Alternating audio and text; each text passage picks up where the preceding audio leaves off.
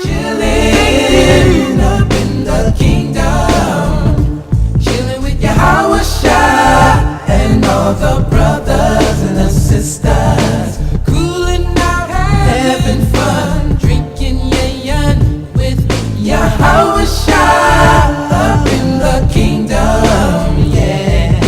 Who are we? It's brother. That who are we is I can't hear you. Israel. Who's the power? Yahweh Bahashim, Yahweh Shai's the power. I said, who's the power? Yahweh Bahashim, Yahweh Shai's the power. Yeah. Shalom, welcome to another class here with ISVHBK. We are located here in Houston, Texas. The school address is 231 FM 1092. Our staff in Texas, zip code 77477. Class times and days is Mondays and Wednesdays from 7 to 9 p.m., Fridays from 6 to 8, and Saturday from 10 a.m. to about 2. We also got the school in Virginia. Address out there is 2610 Granby Street, Norfolk, Virginia, zip code 23517. Class times and days is Tuesdays, Thursdays, and Fridays from 7 to 9 p.m. Eastern Time, Saturday from 10 a.m. to about 2.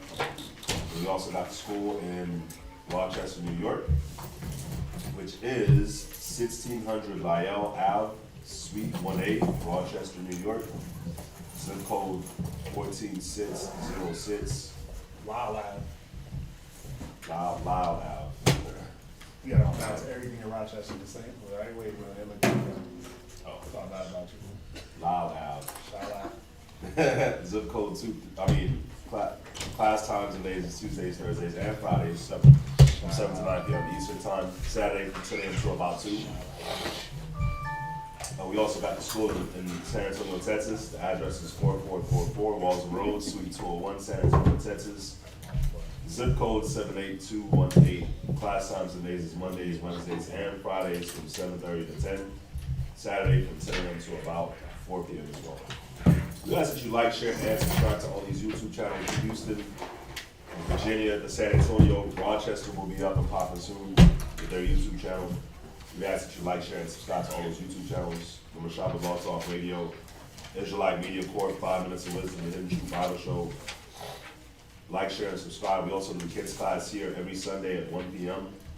We ask that you like, share, and subscribe. Tune into that. Let's get those views up for the kids class. Let's get those subscriptions up for the kids class. Send those kids classes out. All right. The Passover's on the 17th, and that is less than a month from now. So that's about 3 weeks from now, huh? Wow. God. I'm not ready, but I'm ready. That's about 3 weeks from now, y'all. Passover is about 3 weeks from now, so brothers, if y'all still haven't gotten y'all's garment money in, good luck.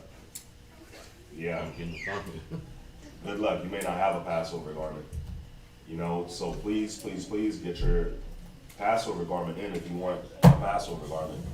And next year, you know you have the Passover every year. So next year, just go ahead and put aside some money for the Passover. That way, the garments could have been done by now.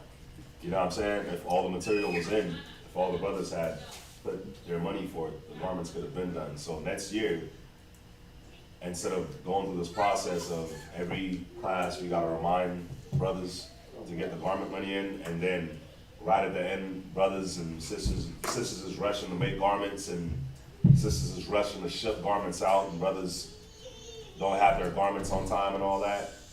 Right. How about next year, you start saving for Passover, like right after Passover is over. That way, especially if you're out of town, that way when it's announced, hey, this is how much the garment's is gonna be, you get the money in right then and there, and it can be done a lot faster. Imagine if you had your Passover garment a month before Passover, or 3 weeks before Passover, it could just sit there. You get the perfect shoes to match. Bro, Yeah, like you can try it on. Try it on, make sure everything is good. You're too fat, you can lose weight. All that. All the stuff I'm gonna be doing. All the So, stuff I might have to do. so yeah, man, again, Passover is 3 weeks away, so yeah. Let's get that money in. Yeah, Israel where, of course, no orders is being accepted until after Passover. For those that's doing the subscription, the fringed up subscription, it's $35 for a month. 35 hours for the shirt, 75, of course, for the shirt and the headband. For brothers that have not gotten Israel wear shirts right now, it's because sisters are working on garments, you know. So please don't trip. Please don't trip. Your Israel wear shirts will come in. All right. Academy here is every Tuesday here in Houston. In Virginia and Rochester, it's every Monday. If you'd like to contact any of the priests, Kazak's number is 757-300-4047. Quatzazop's number is 303-557-8979. Quatzazop's next to me. We ask that you only text during class. We ask that you support our business, of course. The business is Sweet Ambiance. SweetAmbiance.com. Hop on there, see what's up. And if you'd like to give any donations, the Wells Fargo account number is on the screen. The Cash App link is on the screen. The Zelle link is on the screen. If you would like to send in anything, hit us up before you send it in so we can give you a good address on where to send it, all right? So we do ask, another thing that we are going to ask, you know, I don't know who's getting the lamb this year. We're getting the lamb, huh? We're getting the Venue. Yeah, we're getting the venue, they're getting the lamb, but I mean, still, it's no different. Yeah, so if you can help out in any way, you can help out with the lamb, if you can help out with the venue, please do. You know what I'm saying? Please do. If you can help out with the lamb, help out with the venue, please do. You see, they got it up there right now to keep these 3 schools open. That's not even including San Antonio. To keep these 3 schools open and operating, Houston, Virginia, and Rochester, the bill comes to $4,350. Oh no, this isn't even including Rochester, huh? Nope. I mean, yeah, add 2,000 to that Add 2,000 and some change to this, so it's like for the rent. close to 7,000 a month to keep these 3 schools open, not even including the way that you can give. We ask that you please give, all right? So with that, we would like to take the water for tuning in and go over this class. So who's in the first, brother? Oh, wait, brother. No. I was being funny. 1 second. So today's class is gonna be over. Yeah, today we're gonna talk about a topic we haven't talked about in a while, but it's only fitting. Anybody ever read the story about the wall? It's a story of a man. Right? So let's go to Joshua real quick. We're gonna talk about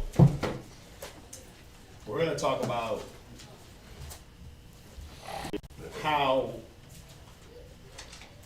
the things that we do on a personal level. Well, first of all, let me the things that we do on a personal level, who do they affect? Like, you know what I'm saying? The things I do at my house and things like that, who does that affect? Your household. Right? My household? Or does it? What if it's like personal stuff? How is me creeping off into the backyard and lighting a spliff affecting my house if nobody sees it or smells it? I mean, nobody sees it. Nobody, nope. Smells like green Irish tweed. Not in no Nope. one else's lungs? Ain't nobody at home all day, it's just me. Kids is at school, Ribs at work. Right? Nobody knows the hooker is sliding through. Mm. Right? Nobody knows about the criminal element that I have kicking it at the house playing Xbox with. Nobody knows. So how does it affect anybody?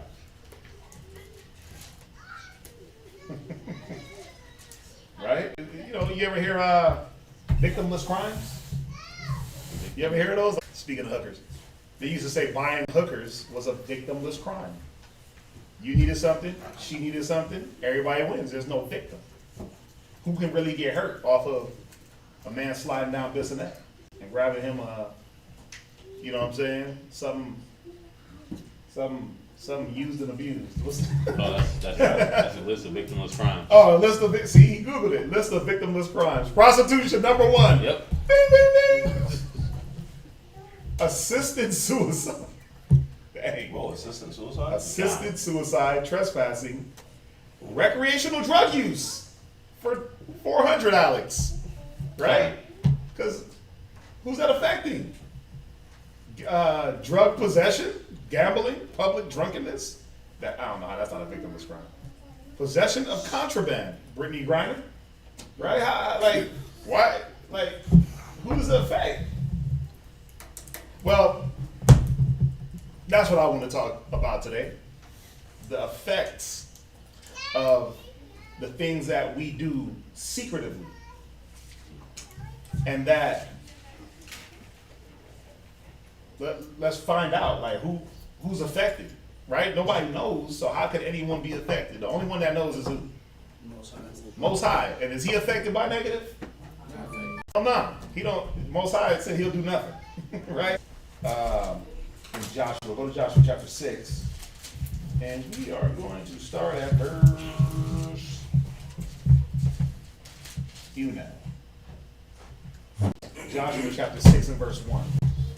Joshua chapter 6, verse 1. And let me know when y'all, you know what I mean? I don't want to talk too much. Joshua 6 and 1, y'all got it? Read. Now Jericho was straitly shut up Right? because of the children of Israel. Right, because what we did was we compassed or we encircled Jericho, the city, because we were going to take it. Go ahead. None went out, Right? and none came in. Go ahead. And the Most High, and the Lord said unto You're Joshua, going to read to verse 5. Go ahead. See, I have given into thine hand Jericho, Right? and the king thereof, and the mighty men of valor, Right? and ye shall compass the city, Right? all ye men of war. Right. So the Most High is letting us know from the jump. Look, y'all got this. This is y'all's. I'm going to give you the king. I'm going to give you the city, the mighty men. I'm going to give you everything. But there's just a certain way you have to go about getting it. Right? Just follow these little instructions and you got it. Go ahead. And go round about the city once. Right? Thus shalt thou do 6 days. Right. So once a day you walk around the city with the Ark of the Covenant, screaming and shouting. Go ahead. And 7 priests shall bear before the ark 7 trumpets of ram's horns. Go ahead. And the 7th day ye shall compass the city 7 times. Right. And the priests shall So you blow. see that? So for 7 days, for the first 6 you go once. For the 7th day you go 7 times. That was one of the stipulations. Go ahead. And the priest shall blow with the trumpet. Right. And it shall come to pass Read. that when they make a long blast with the ram's horn,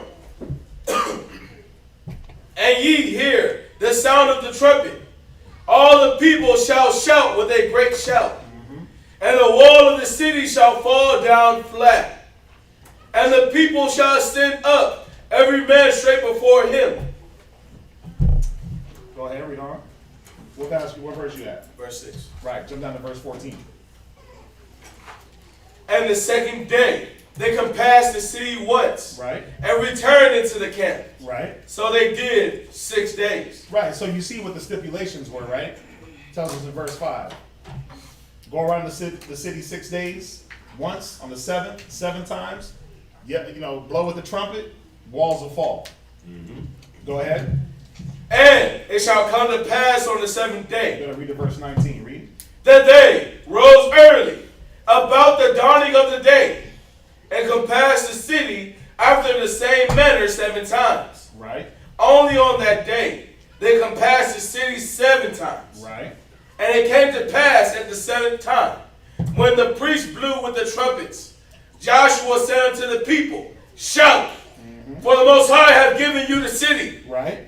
and the city shall be accursed, even it, and all that are therein, Right. to the Most High. He said what? The city shall what? Be accursed, Go ahead. even it, and all that are therein, to the Most High. Go ahead.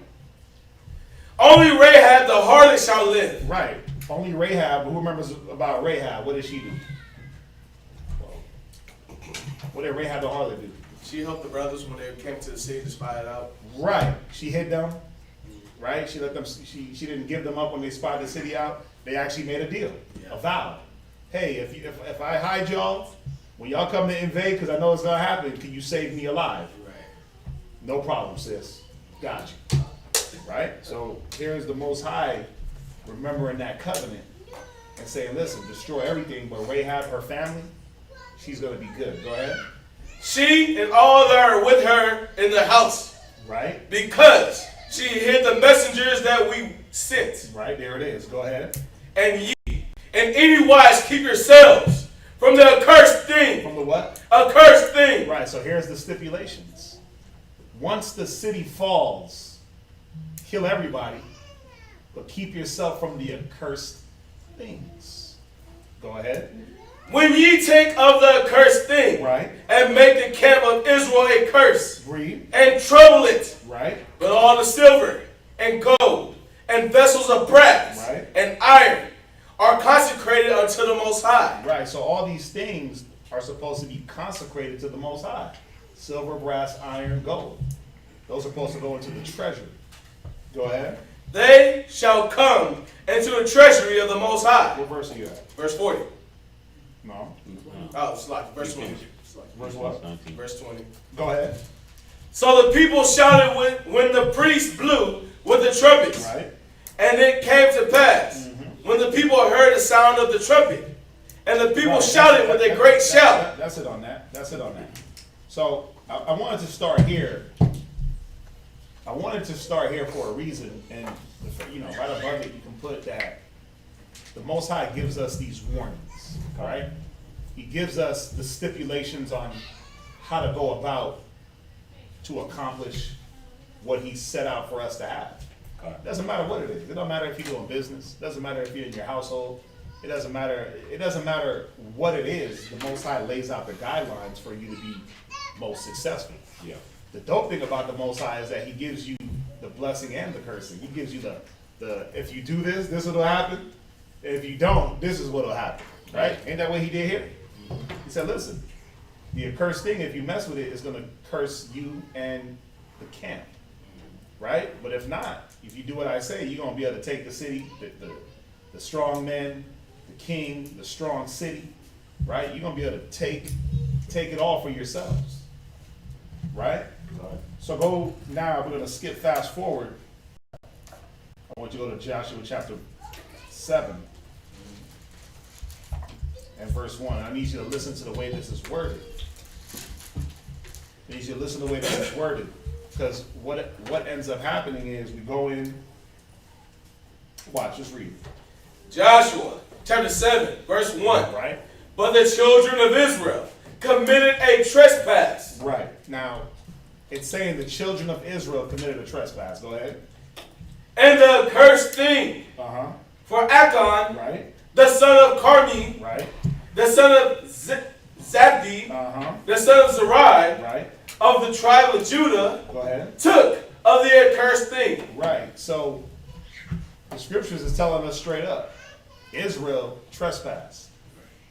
But then it starts to go in and name a man, then his family, the Achan, the son of such and such, the son of such and such. Right? So now the Most High starts to do this thing that, it's this thing that we sometimes don't understand. We only understand it when it's good. We only understand it when it's a blessing, right? Like, wait a minute. Oh, wait, so you getting that? I want to get one too, right? Right? You get a car, we get a car, right? You get money, we all get money. We all win, right? Win, right? We all won. But the Most High starts to do this thing where this one man, he committed some actions, but the Most High did what? Read verse 1 one more time. But the children of Israel committed a trespass in the accursed thing. Blame the entire nation. But I wasn't there. Wait a minute, bruh. I did my part. I killed cats, right? I destroyed what needed to be destroyed. I killed babies, old women, old men, right? Put them all down, all the gold, silver. I brought it to my officer, Right? right? And then after that, right, my hands is washed. So what I got to do with this? Israel? You know, like this ain't a we thing, this is a you thing.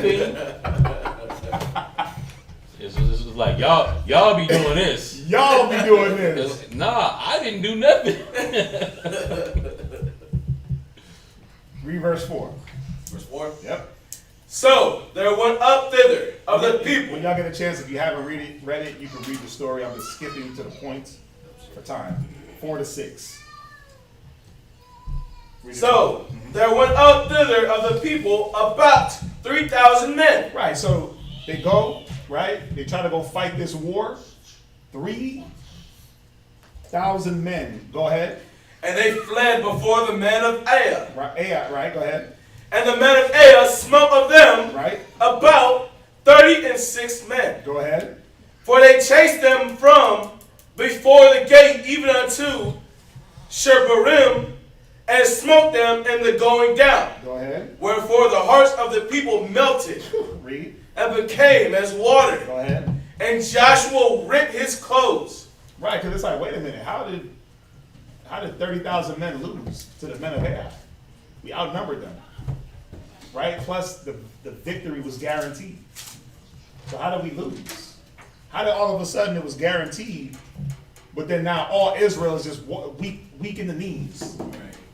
Right? Heart melted and water and knees weak like water. How? Like, how did all of a sudden we went from these mighty men can take any city, shouting and blowing down walls, to running from men all of a sudden? Well, there was something that happened in between time. Right? So what verse you at? Verse 6. Right? And Joshua rent his clothes. Right? And fell to the earth upon his face before the ark of the Most High. Right? Until the evening tide. Go ahead. He and the elders of Israel, and put dust upon their heads. Jump down to verse 11. Israel has sinned, Right?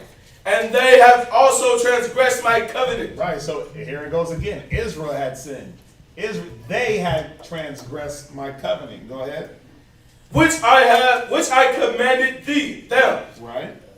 For they have even taken of the accursed thing, Right? and have also stolen and disassembled also, and they have put it even among their own stuff. Right? Go ahead. Therefore the children of Israel. When you read this, you like, damn, these niggas didn't listen at all. Yeah. Like they was out here just cuffing all the gold. They was cuffing all, you know what I'm saying, all the garments. They was cuffing all the silver, cuffing all the filthy little Jericho women, right? They was cuffing all they was doing what Saul did, keeping the best things alive. That's what you would think when you read this, right? Like, well, the children of Israel, they all did this, right? Mm-hmm. Go ahead, read on. Therefore the children of Israel could not stand before their enemies, Right? but turned their backs before their enemies, Go ahead. because they were accursed. Go ahead. Neither will I be with you anymore, Right? except you destroy the accursed from among you. Right, so the Most High turned his back on us because the sin, the secret sins, right? There was some secretive things being done, and the Most High said, I can't ride with that. Y'all all gotta feel it. So guess what? You're gonna go to war and get whooped on. You're gonna go here and you're gonna get trampled down. That, I mean, go to I pulled this the other day. Go to Judith. It just came in my mind. Go to Judith. What was it? 5. Yeah. Go to Judith 5 and 5 and 20. 5 and 20. Yep. Judith chapter 5 verse 20. Therefore, my Lord and Governor, Right. if there be any error in this people, Right. and they sin against their power, Go ahead. let us consider that this shall be their ruin. Right. See, this is speaking to us as a nation, man. That as a nation, the Most High hears us. As a nation, He curses us. Let's think about it. Weren't there righteous men in all times throughout Israel's history? Yes. Didn't they go to slavery? Didn't Jeremiah go to slavery? Right? Didn't Ezekiel go into slavery? Didn't Paul get stoned? Didn't Stephen get stoned? Didn't John the Baptist get beheaded? Who got sawed in half? Isaiah? Was it Isaiah that got sawed in half? Who got sawed in half?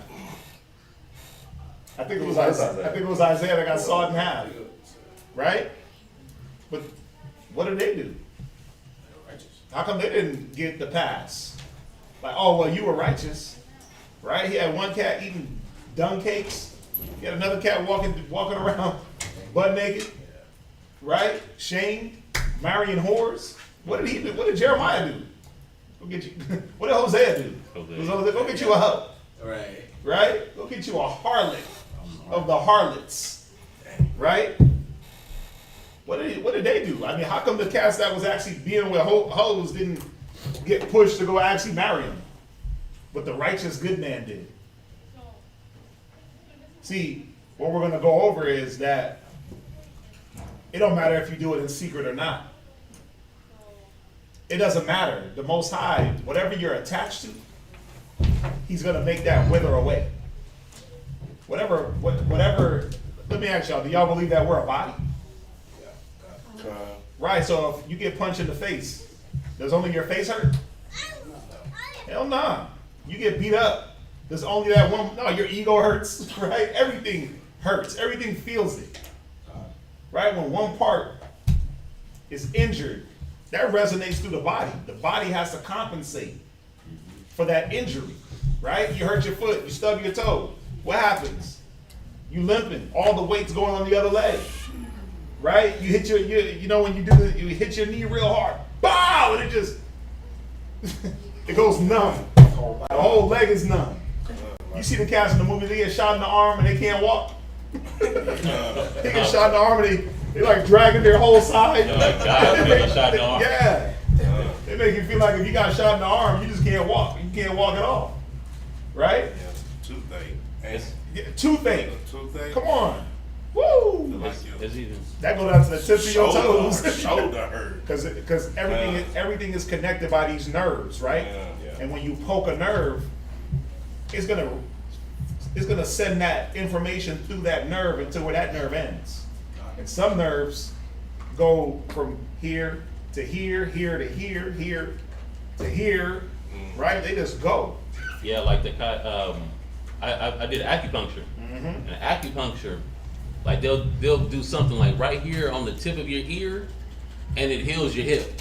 It makes your hip feel better. Mm-hmm. They do something on a little spot on your foot, and it helps you regulate your bowels.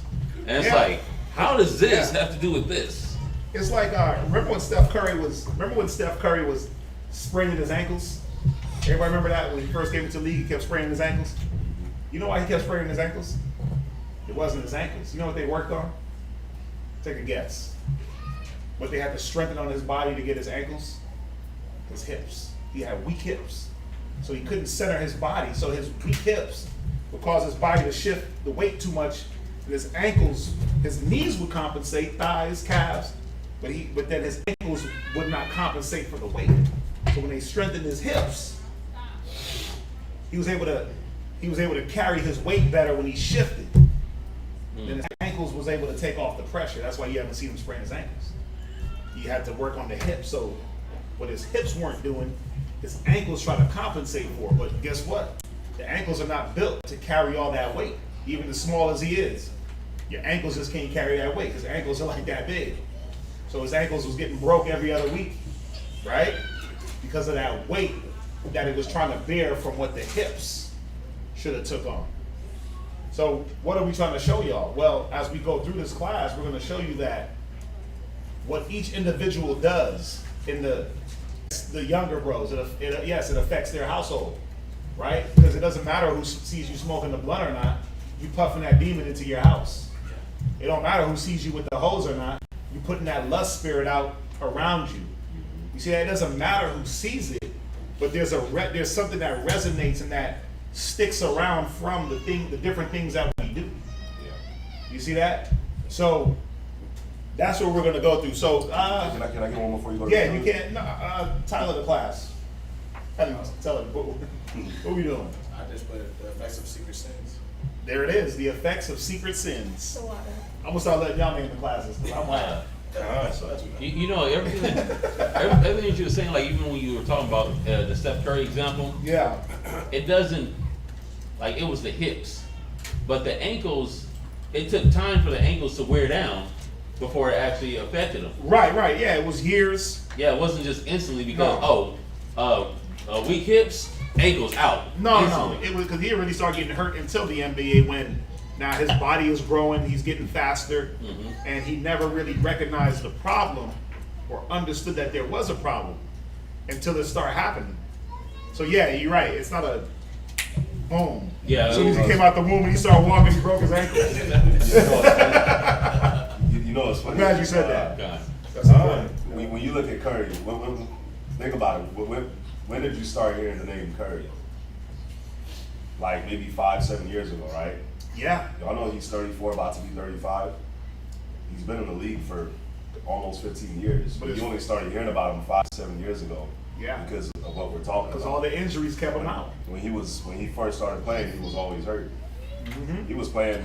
He'd been in the league before I was in high school. He didn't play the full season. He couldn't. Yeah, but he was in the league before I was in high school. But he just kept getting hurt. Yeah. So yeah, if I can go to the scripture though, somebody give me 2 Samuel chapter 12 verse 12. 2 Samuel chapter 12 and verse 12. Just on what we're talking about. That's a scalp. He was awake. God. I'm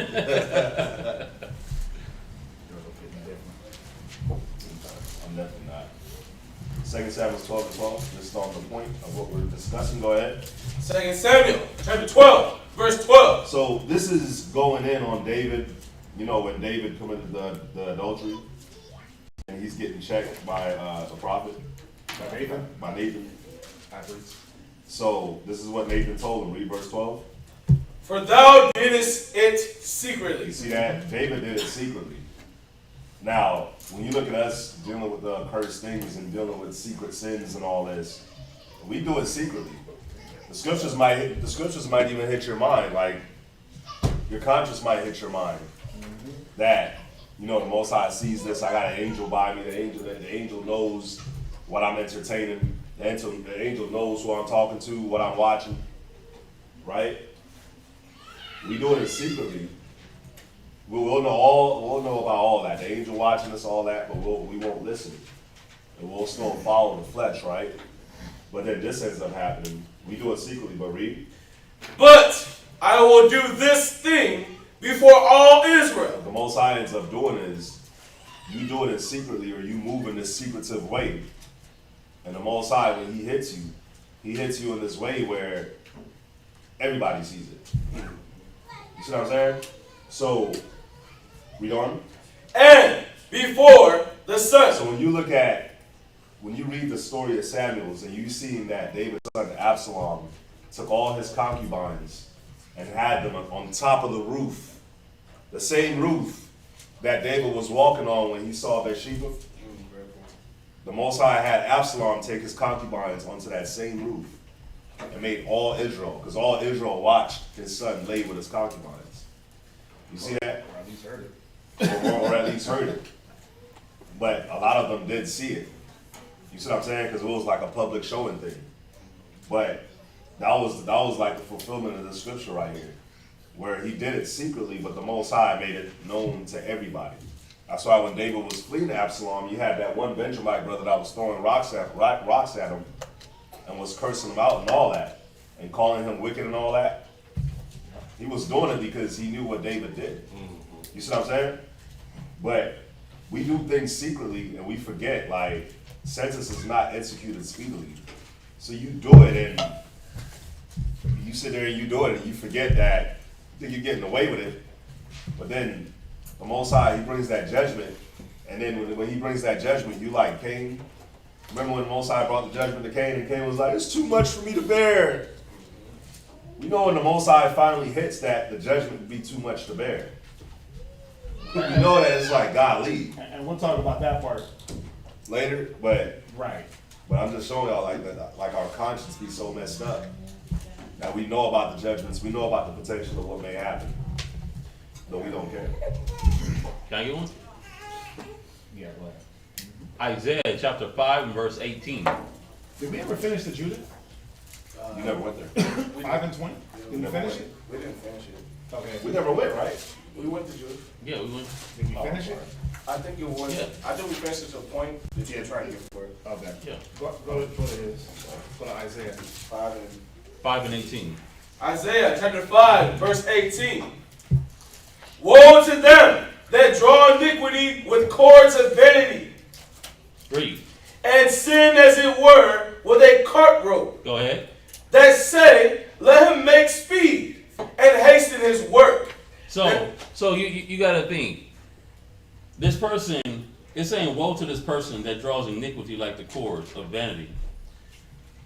Think about when you do these secret sins, it don't really amount to nothing. It's just satisfying the lust of your flesh, the lust of your mind, whatever you're giving yourself to. It's vanity. It's not productive. And the top of verse 19 says, read it from the top again. That say, let him make speed and hasten his work. So this person is talking about the Most High. It's like, okay, if I'm going to get checked, let me just get checked then. I did it, check me. Just, oh, I ain't get checked? Oh, ain't nothing happened? I hit the blunt, nothing happened? Lightning didn't strike down from heaven? I'm not roasted and dead? It ain't that bad. Let me do it some more. Read on. That we may see it, and let the counsel of the Holy One of Israel draw nigh and come, that we may know it. Yeah, so he's like, let me see if what God says is real. Let me see if the counsel is true. Y'all said that this would happen. Bible says this would happen. I've been hitting the blunt. I've been going up and down this and that. Ain't nothing happened yet. I've been whoremongering. I'm not saying me personally. But this is that mindset. Because it ain't hit them yet. But just like how we were talking about the example with Steph Curry's ankles. Well, it was his hips. It's something things outwardly are starting to get hit before it gets to the real problem. It's like, why is it financial problems? Why is it sicknesses? Why is it all kinds of weird things happening around you? But nothing actually happened to you yet. And he's like, well, shoot, bring the counsel. Ain't nothing happening. I'm good. Read on. Woe to them that call evil good and good evil. It must be all right for me to hit this blunt.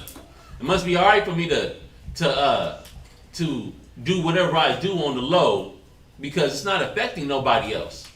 And the way it affects me, I like it. I think this is good for me. This works out. I fulfill my lust. Family's good. People's good around me. I get a small little guilt for like 5 minutes. Oh, that's it. I'm good. I'm good. I feel great. I feel like I made a good decision. I'm going to keep doing it. Feel bad. I got godly sorrow for 10 seconds. Not even. 10 seconds of godly sorrow. It's an afterthought of godly sorrow. Read. That put darkness for light. Go ahead. And light for darkness. Go ahead. That put bitter for sweet. Read. And sweet for bitter. Go ahead. Woe to them that are wise in their own eyes. Because they're going off of their own thinking. They're thinking like Quatazab said in the beginning of the class. Like it's a victimless crime. Like nobody else is affected by what you do. You feel like you don't really believe you don't really believe that the brothers and sisters are actually your brothers and sisters in Christ. You don't feel like you're the body of Christ. You feel like you one man deep, me only. What I do only affects me. It don't bother nobody else. Shoot, me staying in shape is so I can look good. Me getting out of shape is just me getting out of shape. It don't affect nobody else. Everything is just about you. But that's not the facts. That is not the facts because you're looking at things and being wise in your own eyes. You're going off of your own worldly wisdom. And guess what? When you bring the world into the truth, it never mix. Oil and water all day. Never mix. You can't put old cloth unto new garment. They'll rent. They'll rent the man. They'll rent the woman. Read on. And prudent in their own sight. And that's it on that. Because you think that you got some type of wisdom or you're moving in some kind of way. You might even have a little sorrow for what you've done. But then it's like, you know what? I think I'm good because, like for example, I'm going to use this example. Like masturbation. You say, well, you know what? It's better to masturbate instead of go out whoremongering. At least I ain't going out sleeping with a bunch of women. Masturbating is better than that. At least I get it out my system. You know, get rid of those feelings. But nah, you're affecting the body because you're letting these demons hang around. You know, like the saying, one bad apple spoils a bunch. I was researching that. I was too. On how the apple, that one bruised or molded piece of apple, it's like releasing like a type of heat that affects the other ones and makes them mature quicker than what they were supposed to, which caused them to start rotting. Now, one person holding on to the demon within the body causes that infection to spread to the rest of the body. Yep. But why would you do that? Why would you not love your brother and sister enough to cut that off? That's why when Yahushua was asked, what are the greatest commandments? Love the Most High above all, with all your mind, body, and soul. And love who? What's the rest? How the rest go? You get spiritual, they start to log off. How does the rest of the verse go? Anybody? Love your neighbor as what? Why don't you love yourself? Because that's what it boils down to. You're not loving yourself. Because you definitely not caring about your neighbor. You're definitely not caring about the body. You're definitely not caring about Israel, as the story goes into. Right? Go from there. Oh, I want to say something on what he said too. And, you know, I like what he was saying because you can look at like the secret stuff that we do. And you can look at like victimless crimes and stuff like that, right? And you can look and say like, how does this affect other people? Like what he was saying, like masturbation, it's better than going out and getting a hooker, right? But, so how does you masturbating or you watching porn affect the rest of the body? Or affect somebody else? Or how does, if I'm an alcoholic, how does that affect somebody else when it's my kidneys? Or if I'm doing drugs, how does it affect somebody else when it's my body, right? Well, you got to look at it. When you're into like masturbation and porn, what ends up happening is, even if you have like a spouse, or you're looking for a spouse, there's this disconnect that ends up happening, where you don't really know how to deal with the person because you're looking at that and that's what teaches you. You see what I'm saying? So you don't know how to properly deal with your spouse or to properly engage them at that level. You're desensitized. Desensitized. Right. So like now when you can look at all the victimless crimes or whatever that don't quote unquote affect other people, it does.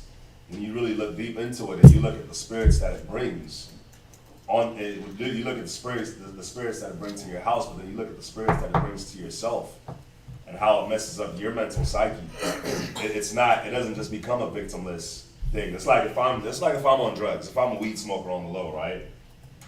Well, how would that affect other people if y'all never knew that I smoked weed on the low, which I don't? Well, how would that affect other people? Well, where would my money always go? My money would always go to that. You see what I'm saying? So now when people are thinking that my money should be right here, when my money is not, it's like, what are you doing with your money? Or if I'm always doing that and then mentally something happens where I need to be around and it's like, no, I can't, I don't want to come around because I'm high. You see what I'm saying? Mm-hmm. You start moving a little sneaky, you start moving a little differently in your house. And instead of you being open to people, now you're closed off because you know that you're not in the right frame of mind. You see what I'm saying? Same thing if you drink too much. You may drink too much and then what ends up happening? Yeah, you're destroying your kidneys, but what ends up happening? You may black out and beat the hell out of somebody and don't even realize it. Wake up, beat your wife in front of the kids, and then now, yeah, it's not just your kidneys getting messed up, but now your kids, they live in this house where they seeing their dad constantly be on their wife. I had a lot of friends like that in high school, where it's like they'll hate their fathers because the fathers would drink and black out, beat the wife, beat them, and then wake up in the morning and don't know what the hell they did. Don't know what the hell they said. And they're sitting there like, what's wrong? And they're like, oh, you don't remember nothing about last night, huh? But then you don't. The actual person that did it, they don't. But they do, and then it causes so much problems. You know what? I think victimless crime, I think that's actually one of like the worst crimes that you can do. I'd rather you rob me or kill me sometimes. Like with some of these victimless crimes, I'd rather you just rob me or kill me or stab me.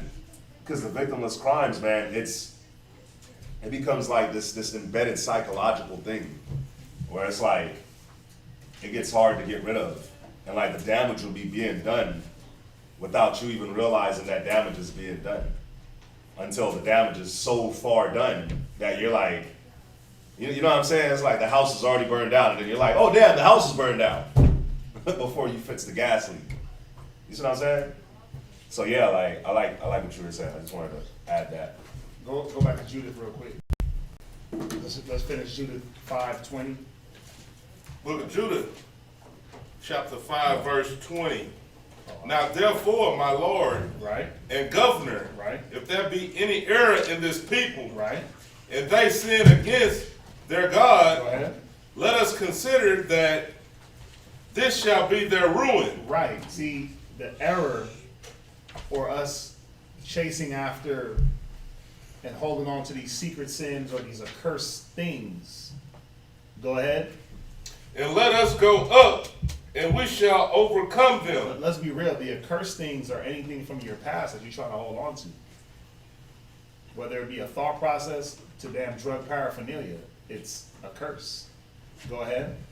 But if there be no iniquity in their nation, Go ahead. let my Lord not pass by, Go ahead. lest their Lord defend them. Right? Unless what? Unless their Lord defend them, Go ahead. and their God be for them, Right? and we become a reproach before all the world. Right. So go to Deuteronomy 7 and verse 25. Deuteronomy 7 and 25. Because remember, the battle is the Lord's. Every fight that you undertake is the Lord's. The Lord. The only reason we're alive right now is because of the Most High. With everything that they're trying to do to us, the food we eat, the jobs we work. The only reason you're alive and sane is because of the Most High.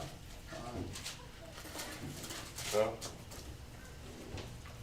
Read that. Deuteronomy 7:25. Deuteronomy chapter 7, verse 25. The graven images Right? of their Go gods ahead. shall ye burn with fire. Go ahead. Thou shalt not desire the silver or gold that is on them, Read. nor take it unto See, thee, this is the law. This is the law. Go ahead. lest thou be snared therein. Let's not be what? Snared therein. Right. So all them houses that had that white Jesus posted up, where they, what was it? Right above what? Where did grandma put that picture? Right above, Kitchen. The kitchen table. right above the kitchen table, or right up in the living room? Fireplace. Right by the fireplace. Picture of Jesus. White Jesus, Martin Luther King, Malcolm X, and sometimes Bob Marley. Right? Yeah, that's fine. It'd be a picture of them all just staring at each other in a circle. White Jesus at the top. Right? What's white Jesus? Right? Just staring up at the sky like all those graven images, all those things that our people desire.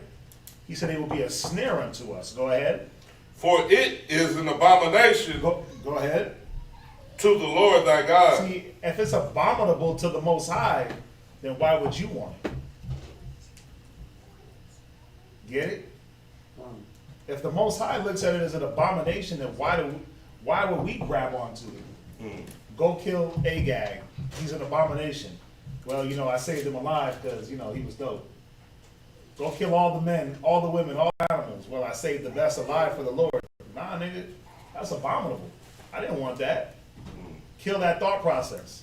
Well, you know, my ego was telling me that, you know, my pride was telling me that I was right. Well, I'm telling you that you're wrong. It's abominable. Go ahead. Neither shalt thou bring an abomination into thine house. Why? Read. Lest thou be a cursed thing. Lest thou be what?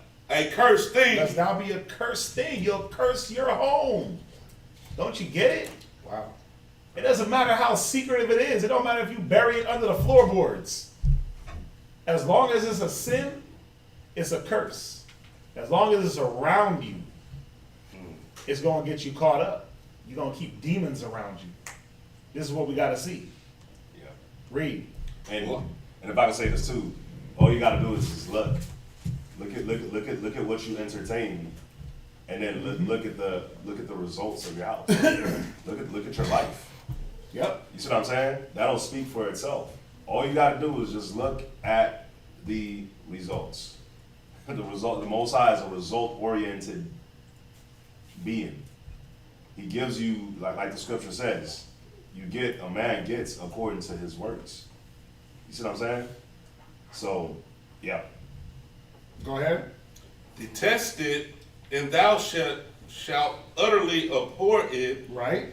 for it is a cursed thing. Right. We should be detesting these accursed things, these secret sins, these outward sins. We should be hating these things, man. That godly sorrow, right? Right. What vehement desire, God. what clearing of ourselves, what watching, what carefulness. That's how we're supposed to be moving. Not, oh well, you know, man, like he was saying earlier, you know, let me see how far the Most High is gonna go. Let me see how hard he can check me. Oh, that's it? Right. Oh, he just had the brothers talk to me, and I lied to them anyway. Oh, okay, cool. I can keep getting away with stuff. What y'all think? Y'all think we anybody? We just here to keep the peace, man. Watch him. We just here to keep the peace. We ain't nobody. Like, you can lie to me all damn day. Guess what? I can't beat you. I can't stone you. I can't lift you up into the heavens and bring you on my back to heaven. I can't bring you into hell. I can only say, hey, don't do this, don't do that, because the scriptures say it, and that's it. My job is done. I ain't nobody. I'm like the doorbell before somebody's coming into the house. Ding dong. Do they gotta ring the doorbell? Nah, they can just walk right in if they want. But courtesy is to ring the bell to let you know somebody's at the door. I'm that guy. He's that guy. He's that guy. Right? We're just the door of the house. Anybody can walk through if they want. But we're that formality that the Most High put. So we ain't nobody really. Y'all see this? So you don't think because we didn't come down on you, or because we didn't go hard, or because we wasn't cursing and losing our minds and getting all emotional, that you get away with things. The curse is a curse. And the curse ain't gonna come through us, it's gonna come through the Most High, however which way he decides to plague your situation. Right? So go from there. Go from there. I want you to go to, I want you to write this next point. Your sins affect the body. Your sins affect the body. 1 Corinthians 12 and 26. 1 Corinthians 12 and 26. 1 Corinthians chapter 12, verse 26. Go ahead. And whether one member suffer, Right? all the members suffer. Yeah, this is straight to the point, cut and dry. When one member suffer, we all suffer. Members of what, you ask? Well, read on. All the members suffer. Right. With it, or one member be honored, Right. all members rejoice with it. Right, because when you eat, your whole body feels good, right? Your whole body is nourished. Yes, sir. You don't eat and all of the hand is like, nigga, what about me? Bro, where's mine? You eat and it goes from the mouth. Tongue tastes it. Your eyes look at it. Damn, that looks good. Nose smells it. Oh my God. You like eat. Yes. Belly starts getting ready. Saliva starts ripping. Right? You taste it. You're like, oh, good. God. Teeth get apart. They get to chew it. Hits your esophagus down into your small intestine. Right? Where that turns it up. Then it hits the large intestine where it distributes it through your blood, through your whole body. Yay! Energy. Nobody is without. But when you're starving, guess what? Everybody's involved also. Yep. Your damn head hurt. You're like, oh God, I got a headache. Right? You weak. You can't stay up. You're tired. No strength. No strength. Everything you smell smells good. Bad attitude. It's like, that's poop being cooked in a diaper. You're like, damn, but it smells good. I haven't eaten. Dang. It don't matter what it is. Go on a fast for 2 days. Your whole body will suffer. So it holds true that if you're connected to the body, when one member enjoys, all the members enjoy. When one member reigns, all the members reign. Right?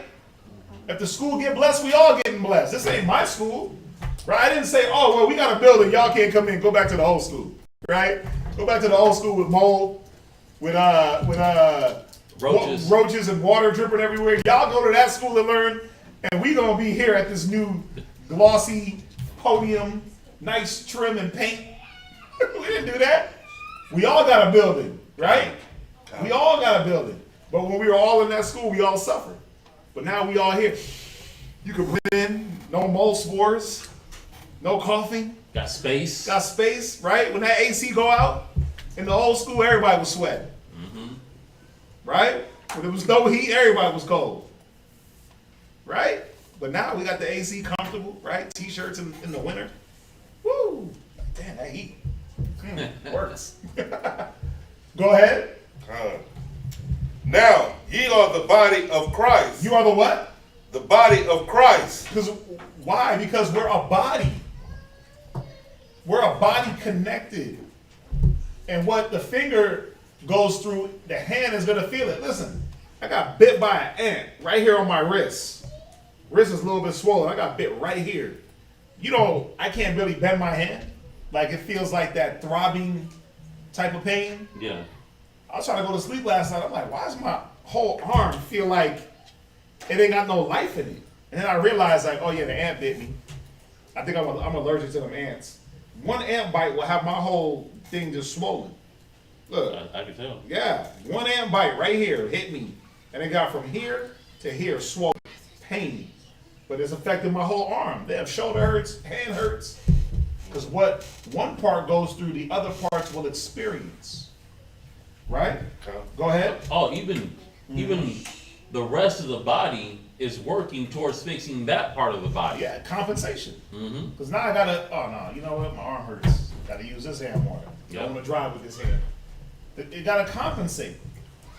Go from there. Go ahead. Now ye are the body of Christ, Right. and members in particular. And see, we're the bodies of Christ and members of that body.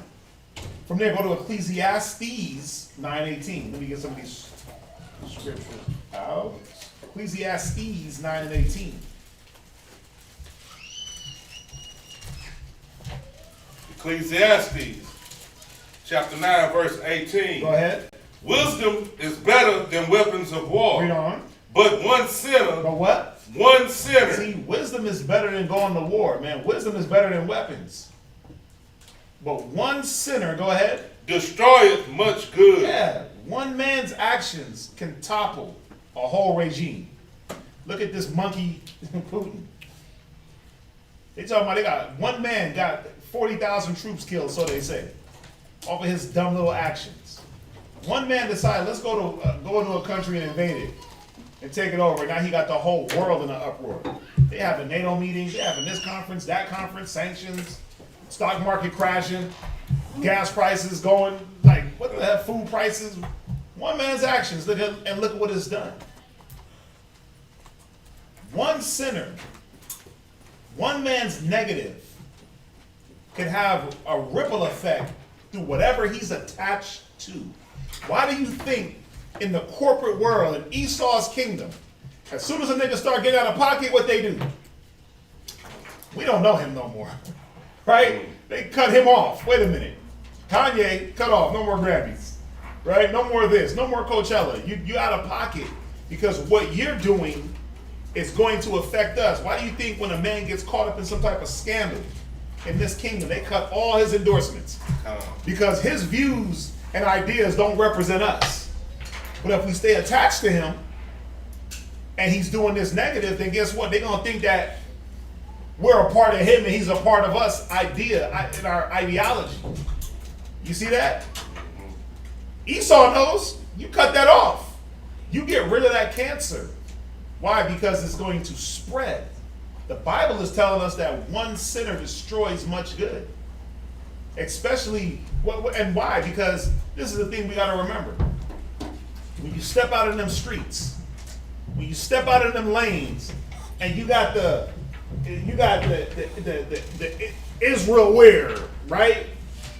Tatted on your arm sleeve, right? And you got to keep calm. Yahweh's coming, and when you got all that ISB HBK gold, the gold menorah shirt, right? When you running through them lanes, when you driving like a monkey, like a beast out in them lanes, and you got that shirt on, and they can look right over like, oh, ISB HBK, what's that? Let me Google that. Oh, see, I knew them Israelites were idiots. I knew they were retarded, right?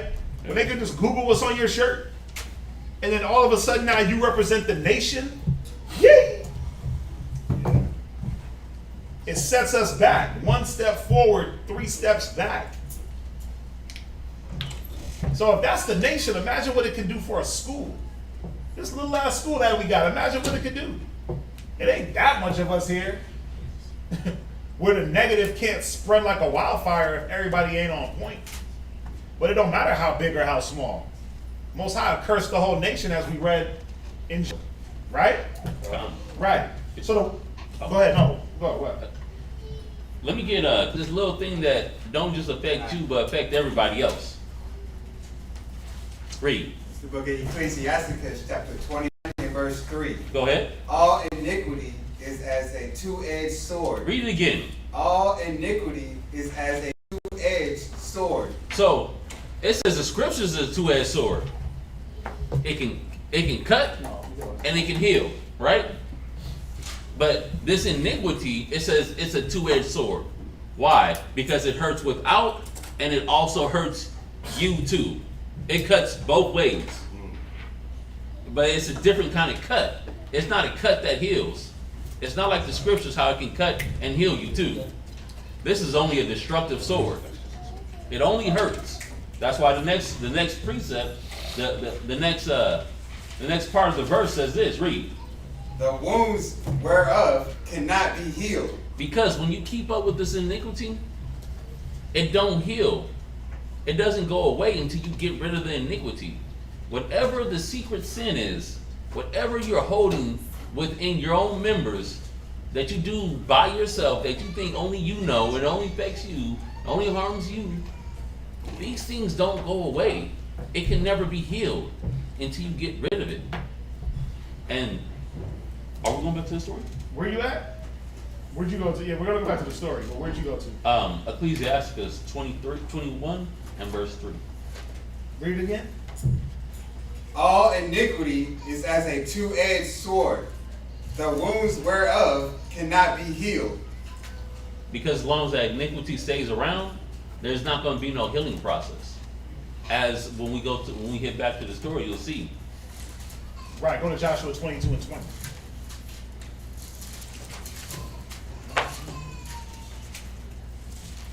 Joshua 22 and verse 20. Joshua chapter 22, verse 20. Right? Did not Achan, the son of Zerah, commit a trespass in the accursed things? Wait. I thought it was all Israel that committed. Wait, hold up. Wait, what? I was reading that the children of Israel committed a trespass in Joshua 6 and 1, Joshua 7 and 1. Mm-hmm. Read it again. Did not Achan. Did not who? Achan. See, it was one man that committed a trespass. It wasn't the nation. But one man's actions got blanketed the nation. Go ahead. The son of Zerah commit a trespass in the accursed thing. Go ahead. And wrath fell on all the congregation of Israel. See that? And wrath fell on everybody. One sinner destroyed much good. Read. And that man perished not alone in his iniquity. I mean, come on. It's right there. Because that's the thing, man. If you got a household, your household's going to perish. Wait till we read about his punishment. But whatever you're attached to, physically, spiritually, mentally, guess what that's going to do? That's going to topple over with you. It's going to topple over with Esau knows this concept, man, all too well. That's why they're so quick to cut ties. Look at everybody cutting ties with Russia. Why? Because they don't want to show that they're attached to that mentality, because they know when that thing falls, nobody wants to be a part of that. Now think about it. If Esau knows that about himself, how come we don't know that about Esau? Why are we still trying to be attached to his mentality? I put a post online the other day. I said that the American way is, what did I say? The American way is an abomination? Like, or American living? I forgot what I posted, man. That's all types of weird stuff. But think about it. If Esau knows that about himself, where cancel culture, they'll be just canceling cats for every little thing.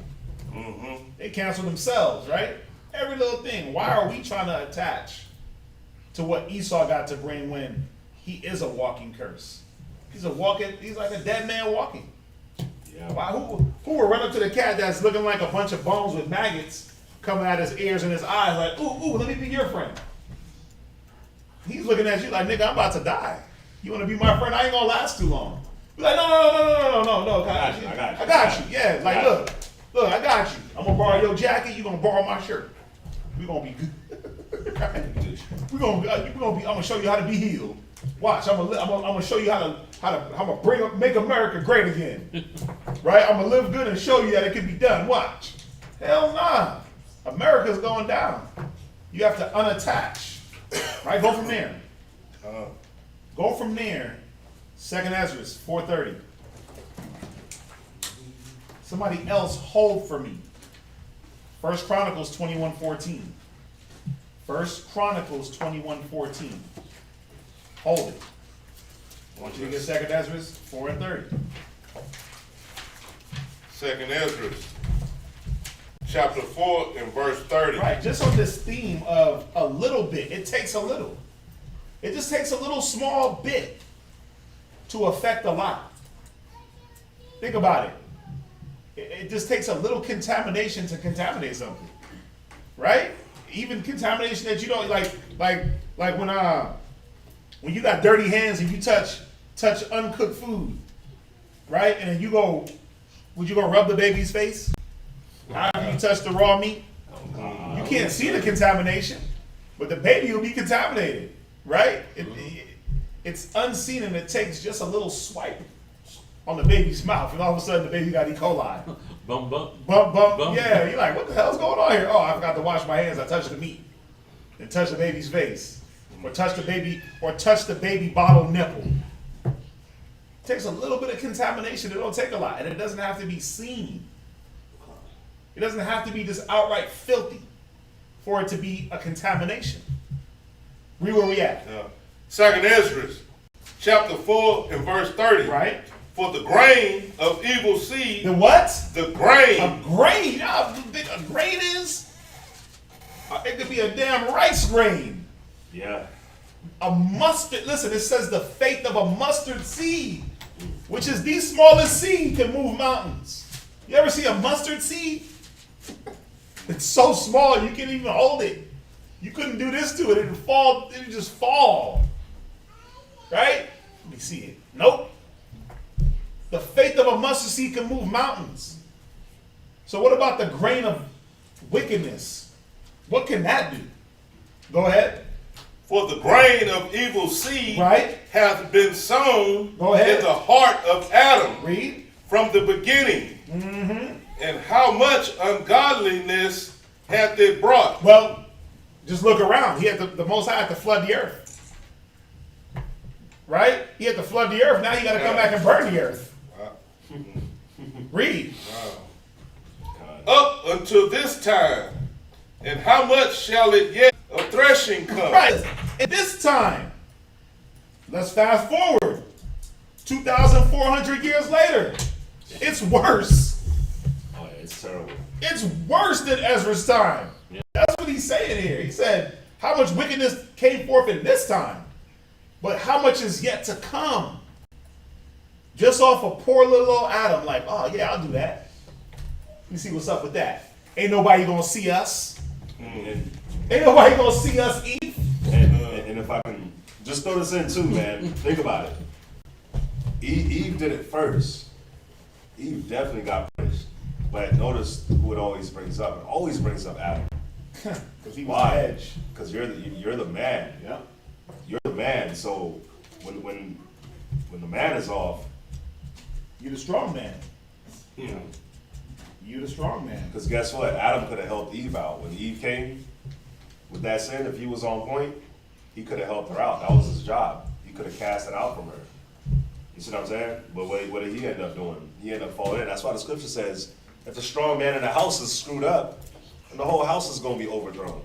Because think about it. Think about it. Foolishness is bound in the heart of a child, so the child is going to mess up. And the woman is the weaker vessel, and this isn't given a pass to any woman. But they are a little bit weaker than the man. But the man is supposed to be there to protect all that, to be that hedge, that strong tower. But if the man is weak, then what's going to happen to the woman and the kids? They're going to get destroyed. All you got to do is watch nature. All you got to do is watch nature. When a male lion comes in, the male lion's sole purpose and a pride is to protect the women and the kids. The women are the ones that go out and hunt. The male lion don't hunt. You almost never see him hunt. But he sit there and he protects them from the hyenas, and he protects them from other lions and any other animal that might come in. That's the male lion's job. But if that male lion gets hurt, or if he's injured, or if he's away, if he's not on his duty, then the hyenas can come in and kill everything. And that's what they do. They come in and kill everything. The male lions and the other hyenas are like that negative that's supposed to be destroyed by the man. Yeah. But if it's a weak man, he's going to be destroyed by it.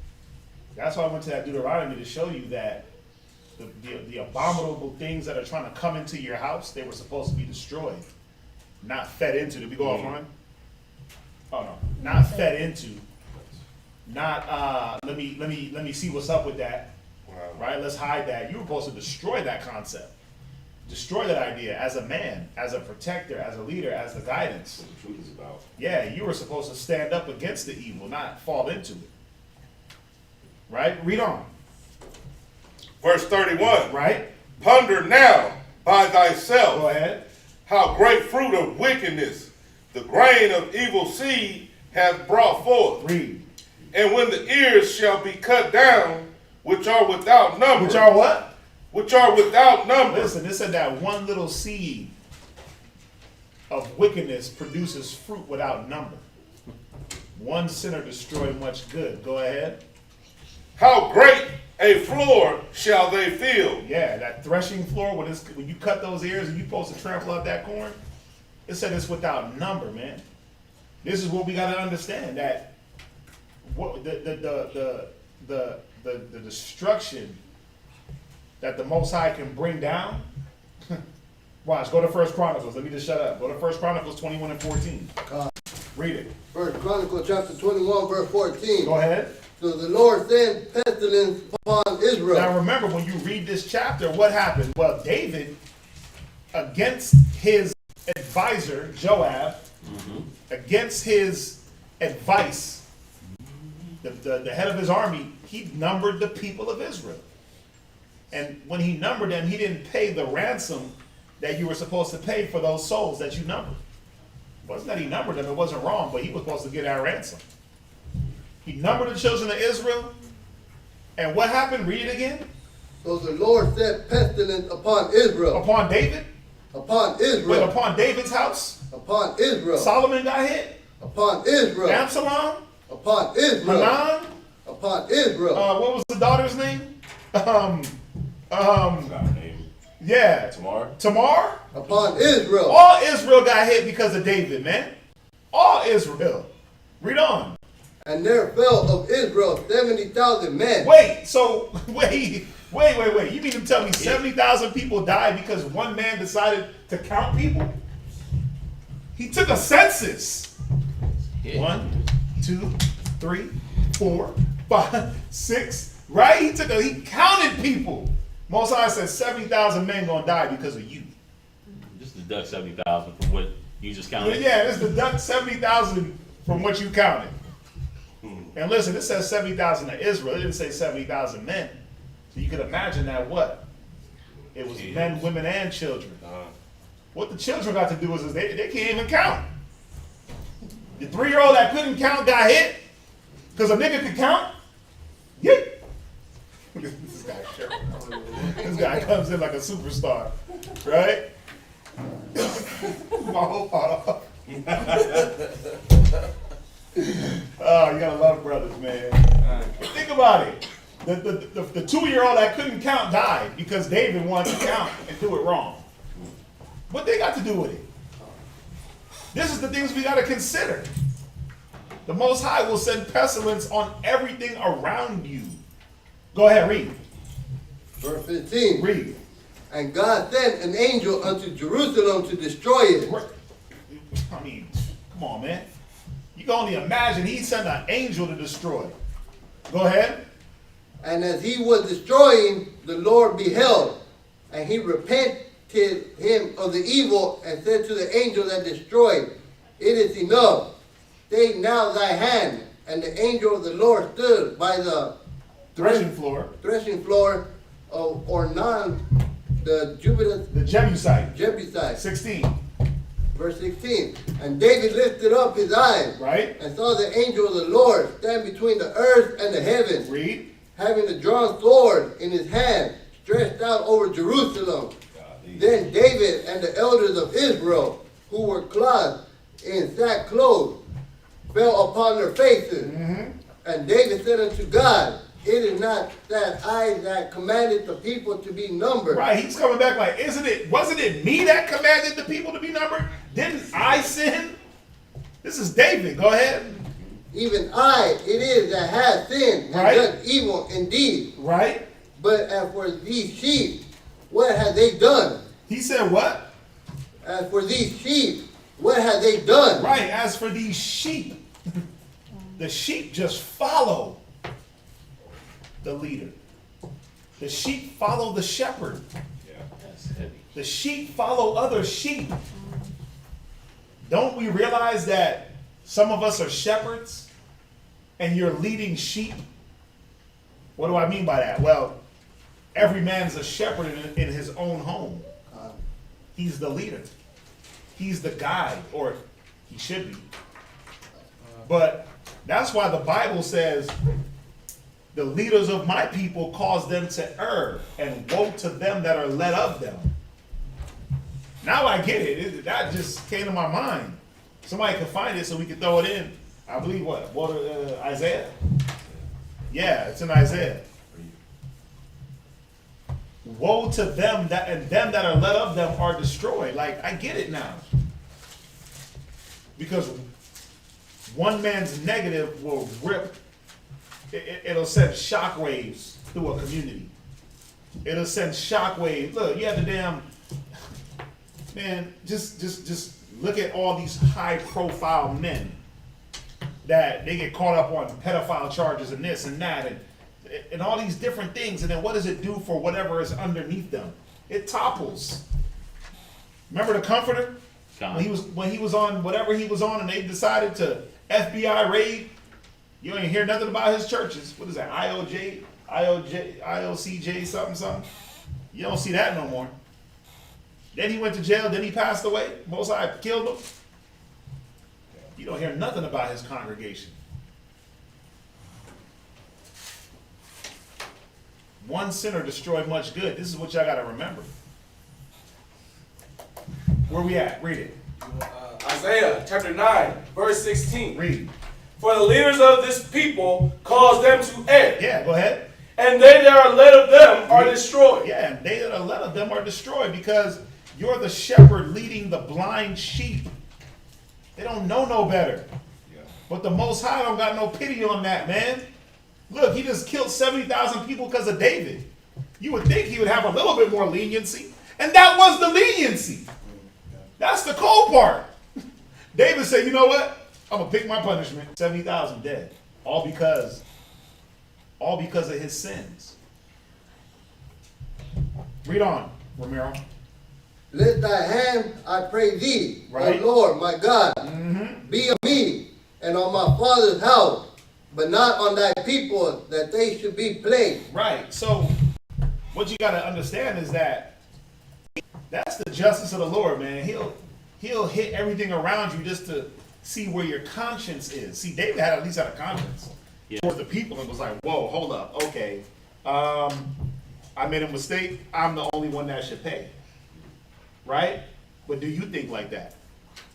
Do we think like that? Do we sit back and look at the casualties? Or do we say, oh, those are just casualties of war. They'll be all right. I'll get a new rib. I'll get some new kids. I'll get a new car. I'll get a new house. I'll get a new this. I'll get a new that. I'll get a new... How about getting a new mentality? How about getting renewing that godly sorrow in you? Because if not, you know what happens? You know what happens if not? Next point. The Most High will remove you. He'll remove you. He'll ease up off the things around you and just get you up out of here.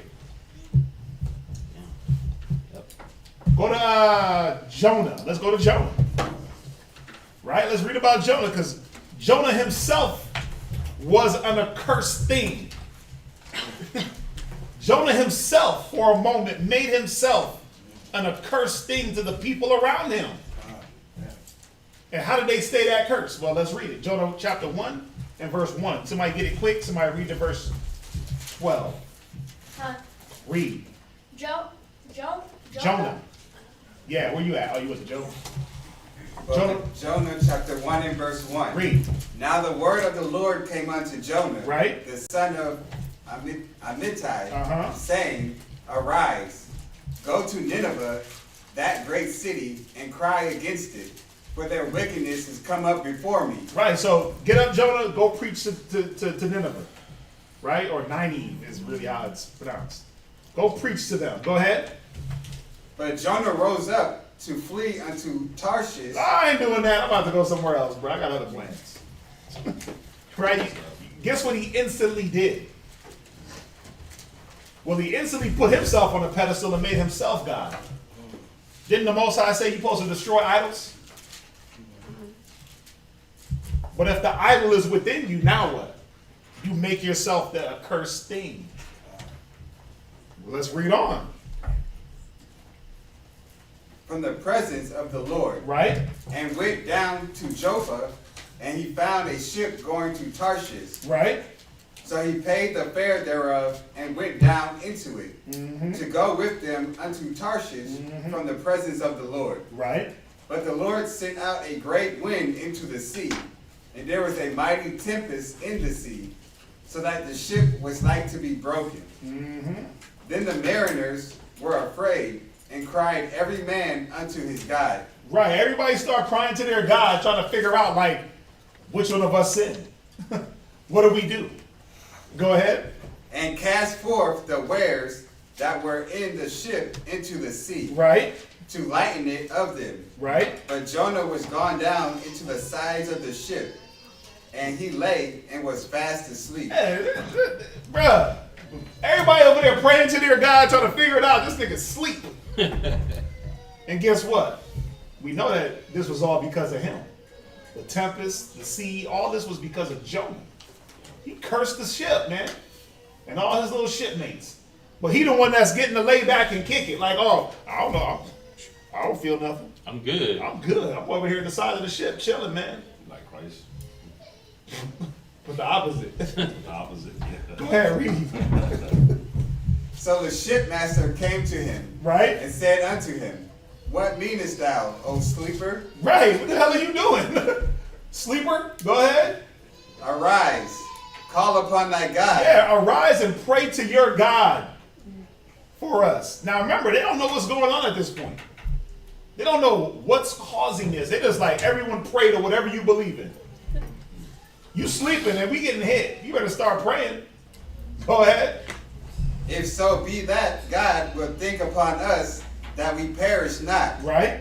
And they said, every one to his fellow, come and let us cast lots. Right, because the lot is in the hands of the Lord, right? You cast a lot, but it's all about the Most High that brings out. They probably drew straws or whatever it was, the seed.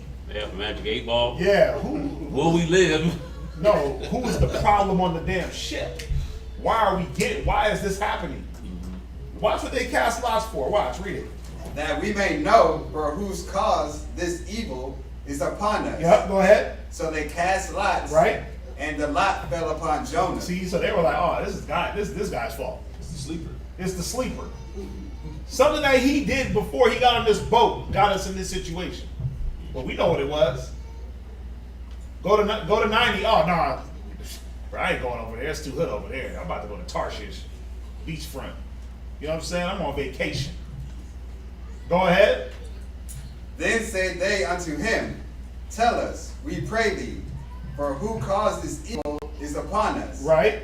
What is thine occupation? Right. And whence comest thou? Go ahead. What is thy country? Right. And of what people art thou? Read. And he said unto them, I am in Hebrew. Right. And I fear the Lord, the God of heaven, which hath made the sea and the dry land. Go ahead. Then were the men exceedingly afraid. Bro, this nigga told his nationality and they lost it. Because what did they know? That didn't matter what God they prayed to.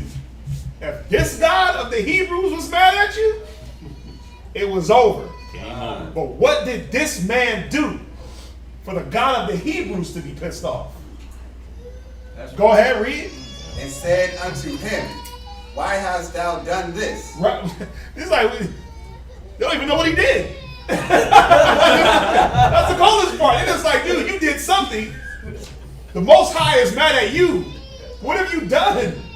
Go ahead. For the men knew that he fled from the presence of the Lord. Oh, okay, so they did find out after much questioning. Go ahead. Because he had told them. Right? Then said they unto him, what shall we do unto thee? So think about it. Even these cats knew that it was a very detrimental thing to flee from the presence. Or not the presence, because you can't, but flee from the commands and dereliction of duty when it comes to the Most High's work. Think about how many cats done left the truth. Listen, who needs you down in Rochester? Nah, I'm going back to New Orleans. New Orleans. No. Okay. You making money now. Well, you a curse to your family. You're the accursed thing. Don't y'all get, I hope y'all are seeing this.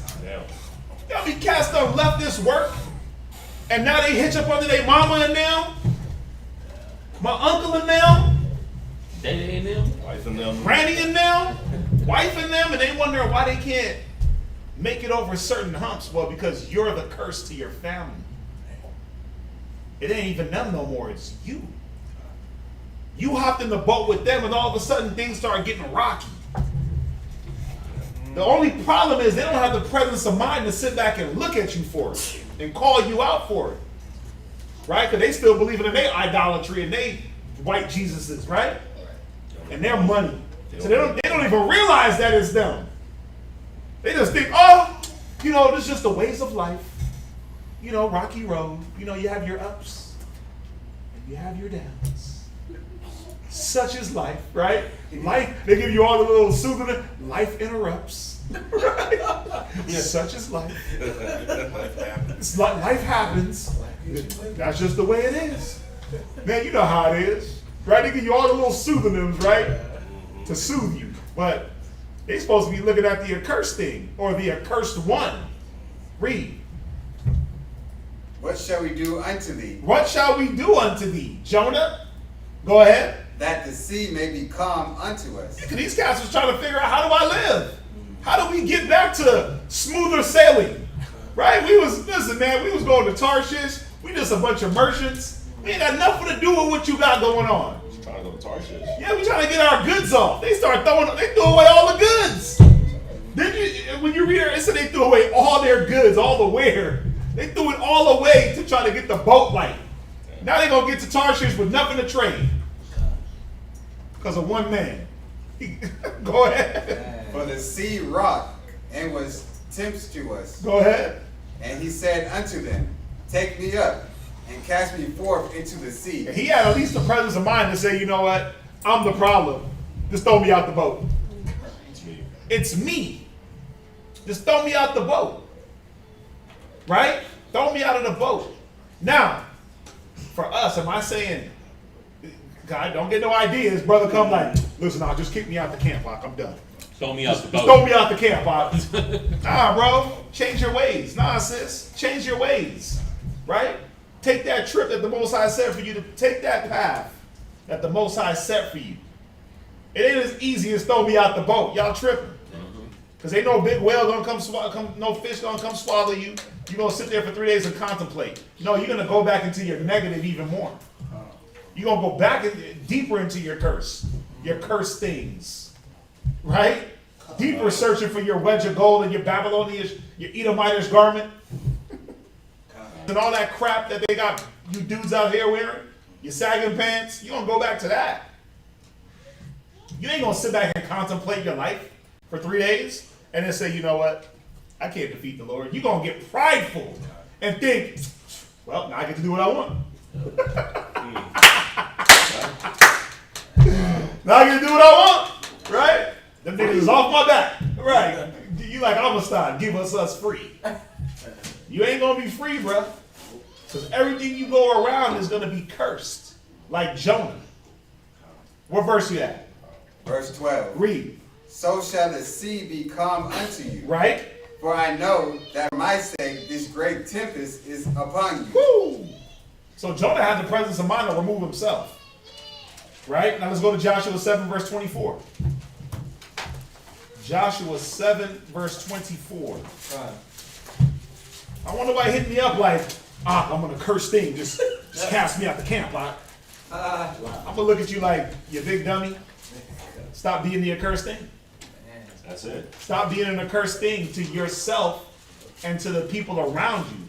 Because if you don't stop it here, it doesn't matter where you go. You're just gonna have that spot on you. Read it. Joshua chapter 7, verse 24. Go ahead. And Joshua and all Israel with him took Achan the son of Zerah. Right, so if you don't remove yourself like Jonah, well, you get removed.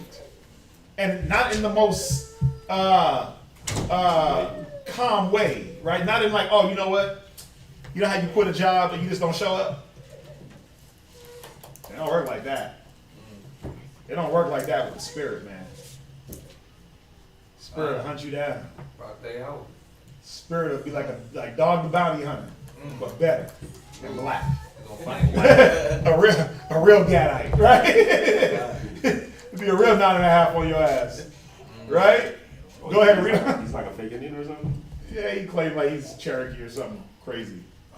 This is big. And he wears feathered earrings. Go ahead, read it. And the silver and the garment Right? and the wedge of gold. Right? See? Silver garments and a wedge of gold is what this cat went after. Took it and did it what? Hid it under his tent. He hid these things under his tent. All that is spiritually you bury things deep into your mind. You try to hide your secrets deep within. But guess what? It doesn't matter. Because you act them out and you live them and they plague you daily. That's why the battle is so hard for some. Because you're trying to battle the things within that you're trying to bury. And you're not burying them the right way. You're just trying to cover it up. But not really kill that old man. That old man is still kicking and screaming in that grave, man. And you just throwing dirt on him and he just keeps getting up like the Undertaker. And you put, there you go. You're like, what the hell's going on here? He just keeps getting up. You're like, whoa. Okay, I might as well give in. Because he ain't going to stop. You got to kill that old man. then bury him. Go ahead. And his sons. Wait. Read it from the top. I keep interrupting. Read it from the top. Joshua chapter 7, verse 24. Right? And Joshua and all Israel with him took Achan the son of Zerah, Right? and the silver, Right? and the garment, Right? and the wedge of gold, Right? and his sons, Wait, and his what? and his But sons, his sons didn't take the garment. Who else? and his daughters, But his daughter, what did they do? Read? and his oxen, Wait, damn. Innocent animals? Wait. So they drowned in fish and bleach now? Not the cows. Not the cat. Right. His oxen, what else? and his asses, Right? and his sheep, Right? and his tent, Read. and all that he had. Listen, down to the tent. And what did they do with these things? Read. And they brought them unto the valley of Achan. And they sent them off happily ever after. Him, his oxen, his sheep, his asses, his rib, his kids. They all just, you know what? Go live your life. Read. And Joshua said, why hast thou troubled us? Right? The Lord shall trouble thee this day. Read. And all Israel stoned him with stones. So he got stoned to death in front of his sons, his daughters, and his oxen and his asses. The cows watched him die. No, he got stoned. Read. And burned them. And did what? Burned them. The them is his sons, daughters, asses, and wife. Oh. They got burned to death. Bruh. Is that what you You know, if I could say this real quick too, you know, a lot of the times we'll have the idea or the mindset of the Most High is just gonna have to punish me. Ooh. Like, do y'all see like think about it. The Most High had somebody die for picking up sticks on the Sabbath day, and David numbered the people and didn't give a sacrifice. All he did was number, and then 70,000 people died. Yeah. And now you're reading about this. This dude took a garment, and the Most High had him get stoned in front of his family, and then after you stone him in front of his family, let's go ahead and stone them too. Stone and burn. The family got burned. So they got stoned and they got burned.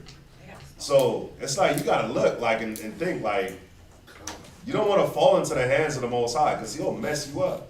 And all you gotta do is just look out in the world and see how people get messed up.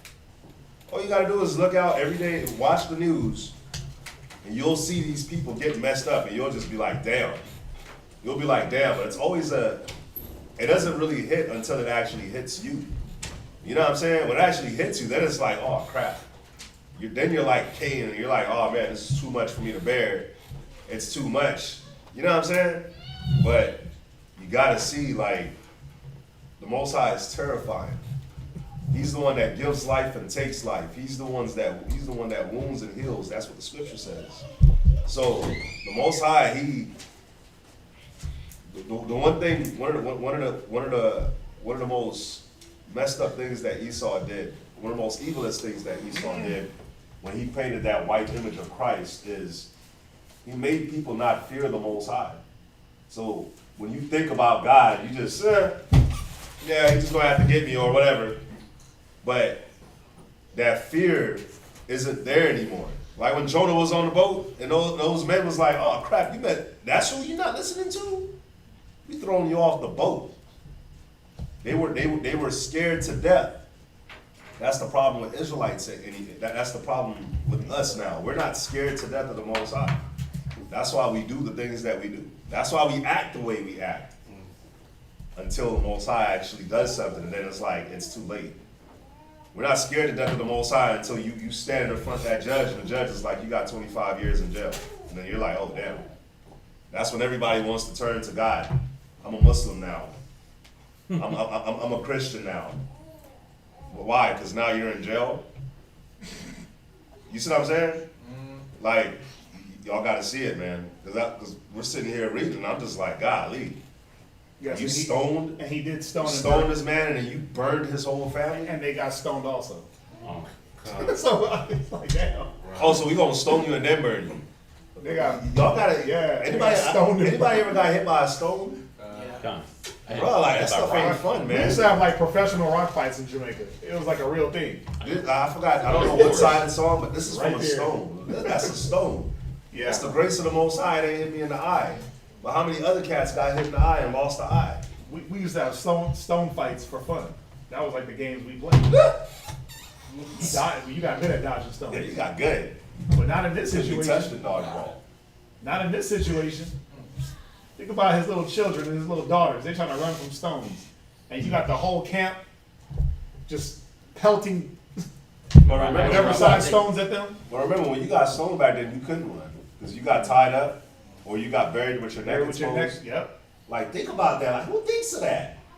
Yeah, we gonna bury you and have just your neck open, and then we gonna stone your head till you die. Everybody. And we know one thing, that Israel was cold as hell with the sling. And Yeah. with the stones, it said it within a breath's stare. Watch So this. we I'm did gonna not bite. miss. Well, watch the left nostril. So everybody. So you gonna imagine. Right over here. Look, how far is it? 100 yards? Watch. None Left but face. nostril. You could imagine that every stone hit. God. And then you probably didn't die right away. Right. Damn, bro, look what this man did to his family. Finish it up.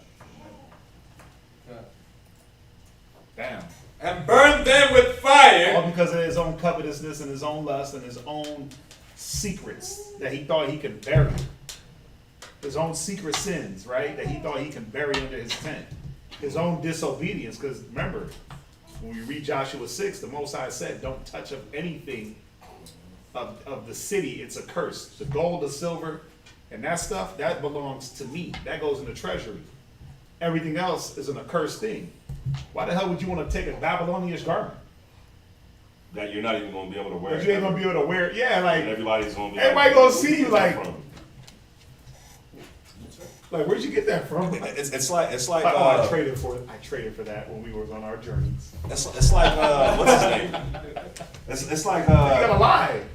the dude, bro, from Elisha, Gehazi. Yeah. He took the garments. He took the And then Elisha was like, "Don't you know that I went with you?" But it's like you're not thinking, because What are you gonna that's wear your it? master. When are you gonna wear it? When are you gonna wear it around him? You know what I'm saying? And where you gonna spend that gold at? But that be the problem, is we don't think. Like Satan presents something and we don't think it through. We don't think about the effects. All it is we just see whatever it is that he presented, and we're like, damn, this is what I want. And he presents it to you. You don't think about the future. You don't think about the repercussions. So then you just go ahead and go along with it. Then it's like you get hit. It's like what, you unbury the garment when everybody's gone. Like you buried the No, garment. but listen, Like, you buried it.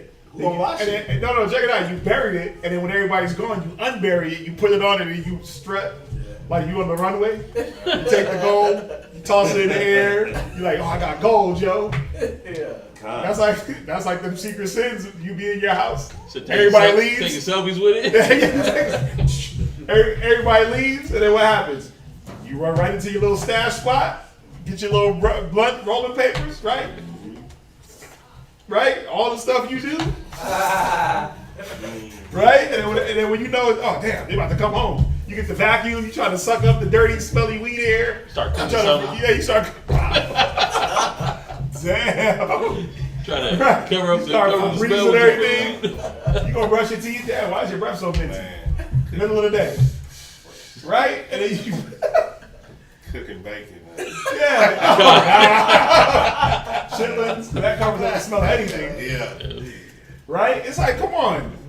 Where would he enjoy that Babylonian garment at? He was better off taking that and just dipping out with his family anyway. You better off taking your sin and leaving your family and leaving that stuff and going and doing your own thing. Or guess what? Do what the Bible says. Don't meddle with the sin. Touch not, taste not, handle not. Leave off from your sins. Don't meddle with them. That's what the scriptures say. Let's finish it real quick. Let's hear about this guy's execution. Verse 25, 26. Read. And they raged over him a great heap of stones unto this day. Right, so it says, and all Israel stoned him with stones and burned them with fire after they had stoned them with stones. Go ahead. There raged over him a great heap of stones unto this day. Right? So the Lord turned from the Yeah, fierceness. look at his whack-ass burial. They put stones on him. You know what that signified? You're whack. You're not worthy of a burial. Remember we went to the whole burial thing? When they put stones on you? It was like, that was the least that you would get to where, if a dog come by and uncover one of them stones and eats your face, you deserved it. Go ahead. The fierceness of his anger. Wherefore the name of that place was called the Valley of Achan unto this day. Can I just get this one? And then we go here? Just, right. Go to Wisdom of Solomon 17:3.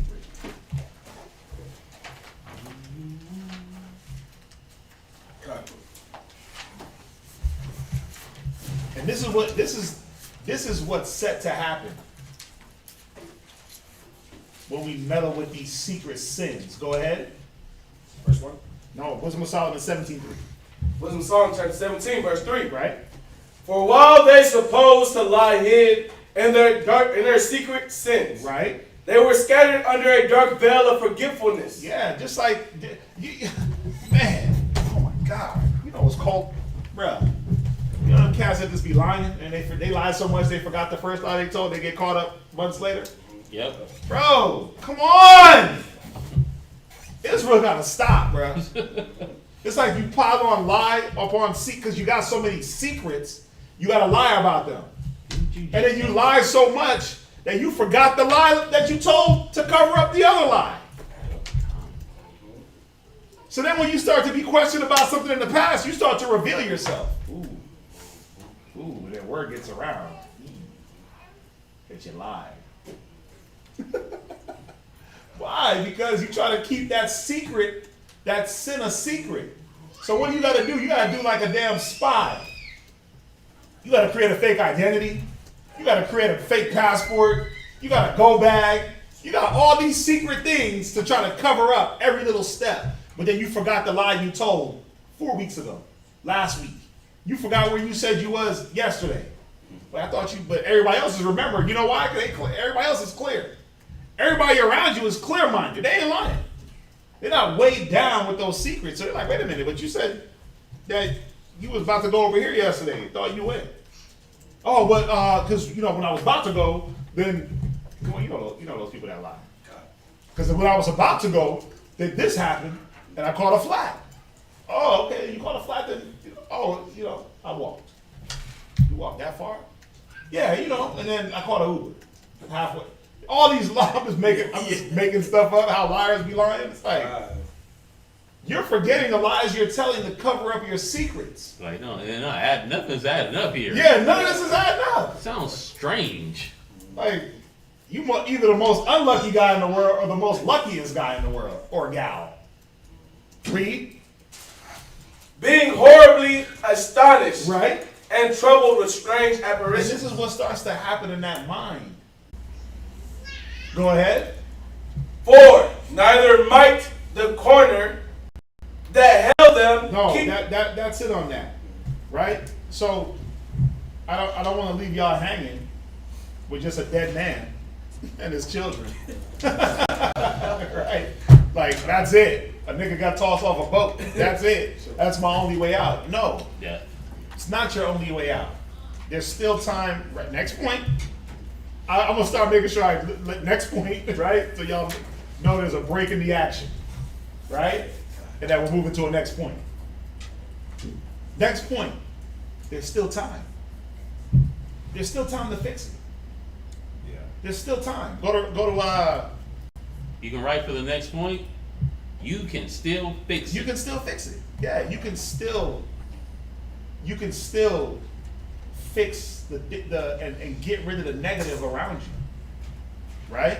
So did you want to go? Yeah. Let me get Luke chapter 13 and verse 6. 6. How was that? Bueno?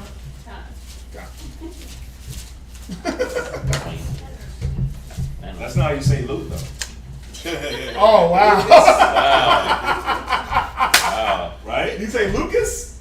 I had an O to Indian.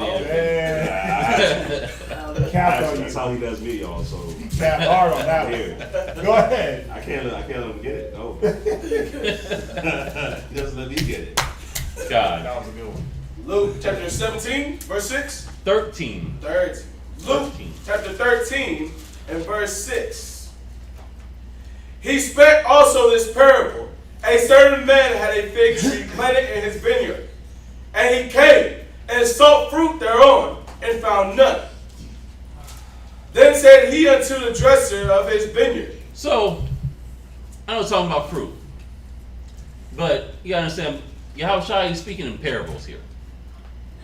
He came to this man, and wasn't nothing going on that was supposed to be going on, which was fruit was supposed to be growing off of this tree. Go ahead.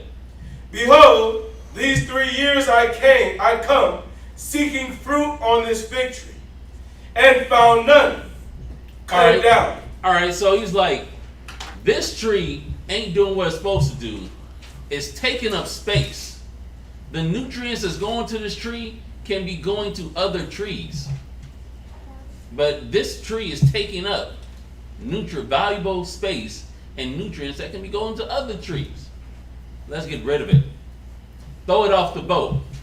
Throw it into the valley of Achan and burn them and throw stones at it. Stone it first and then burn it. Kind of soften it up and then burn it so that it can burn easier. Read. Why cumbereth it the ground? Go ahead. And he answering said unto him, Lord, lay it alone this year also, till I shall dig about it and dung it. And if it bear fruit. So this is where the ministering comes in. This is where the fixing the problem. You're still here.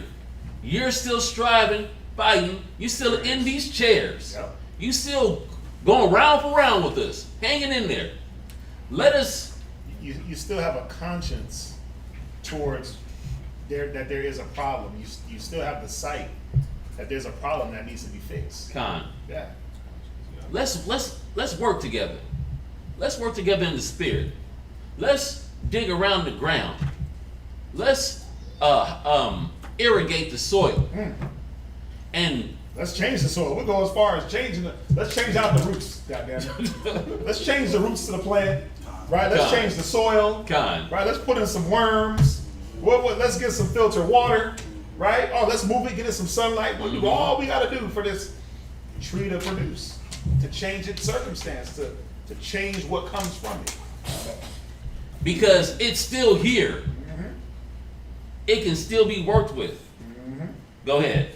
And if it bear fruit, well. And if not, then after that thou shalt cut it down. Because the cut down part, it doesn't happen by us. Nope. It don't happen by the husbandmen. It don't happen by the ministers. It don't happen by the teachers. The Most High will be the one that cuts it down. We don't do the separation. We don't separate households. We don't separate men from the camp. They said the Most High is the one that does the separation. We do what good husbandry says to do. Well, let me do what I can do to save this plant. Let me do what I can do to save this tree. Quadazop took a little piece of nothing and it's growing now. That was already dying, but it was still there. And he made it start growing. That's the same thing we do in the spirit. You can be fixed. Why? Because you're still alive. Point blank. Where there's a will, there's a way, my brother. I can do no. I can do all things to Jesus who strengtheneth me. Jesus, huh? Right? Go to Romans 12:9. You know? Yes, sir. Romans 12:9. Romans chapter 12, verse 9. Right? Let love be without dissimulation. Right, dissimulation, without changing, without fakeness, right? Go ahead. Abhor that which is evil. Right, we're supposed to go back to abhorring the things that are evil. Go ahead. Cleave to that which is good. Deuteronomy 13:17. And somebody else do 2 Corinthians 6:19.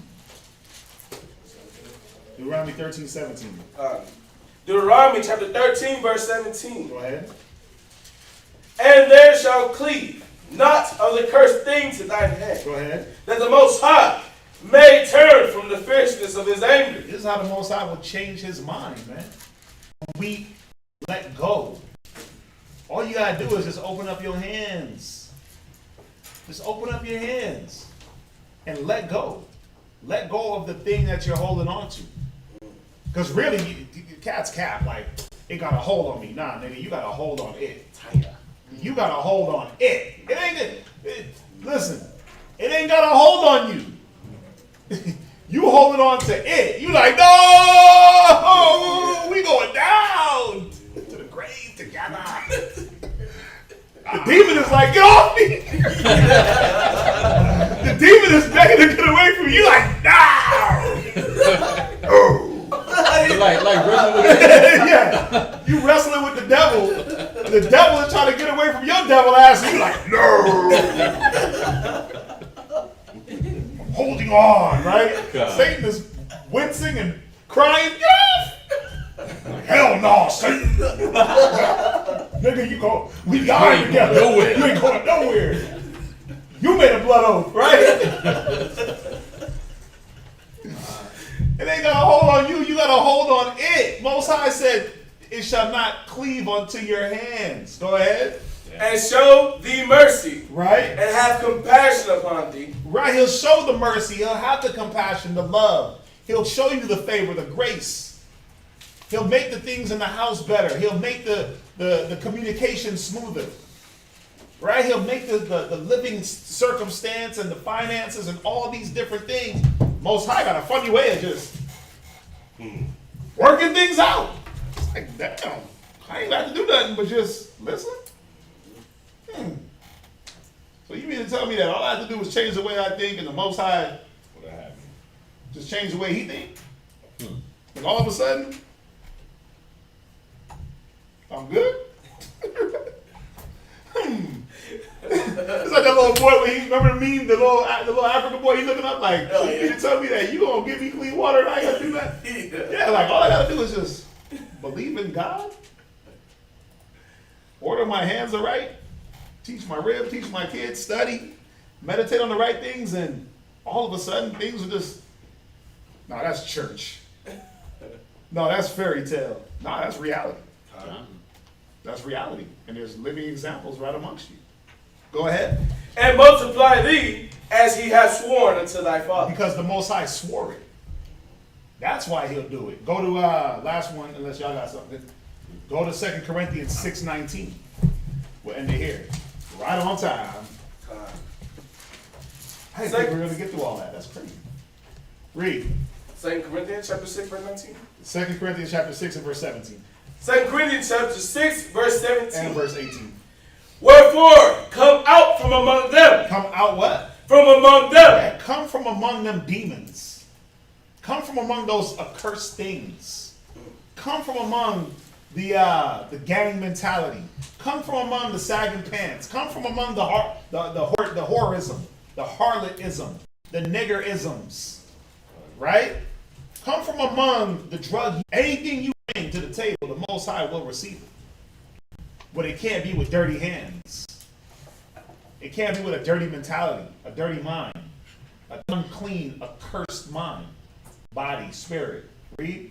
And will be a father unto you. Right? And ye shall be my sons and daughters. Go ahead. Saith the Most High Almighty. What verse was that? That was it. That was 18. Any questions on that?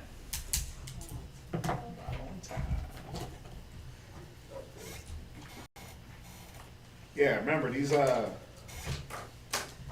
lot of brothers and sisters going through a lot of things, man. And a lot of it they don't talk about. So we gotta bring these classes to remind y'all what's gonna happen if you hold on to these things thinking that, well, ain't nothing happening. Something's going to happen. Sisters too. So I said brothers and sisters. Right. Something gonna happen. Something got to give. And the Most High is an immovable power. So you're going to give before he does. Trust me. The things around you will crumble before the Most High crumbles. All right, so with that, we thank everybody for joining us.